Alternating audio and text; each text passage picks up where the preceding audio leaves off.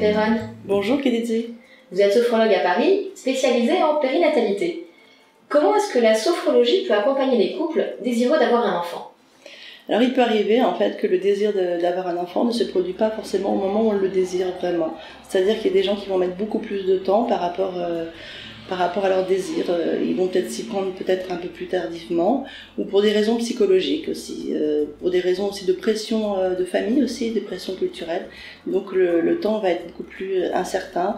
Donc on va les amener en fait à travailler plus sur la confiance, reprendre confiance en eux, reprendre confiance en leur corps. Il peut arriver aussi pour des raisons d'infertilité aussi que ces femmes aient trop recours à la PMA. Et là, ça engendre évidemment beaucoup d'examens, beaucoup de stress, beaucoup de fatigue.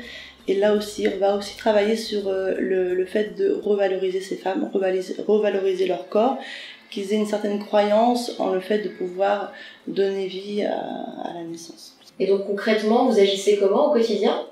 Alors pour ça, en fait, on va, dans un premier temps, à les amener à gérer en fait leurs peurs, leurs croyances, en fait, enlever toutes ces croyances et tous leurs a priori par rapport à la société, par rapport à le fait de pouvoir devenir mère.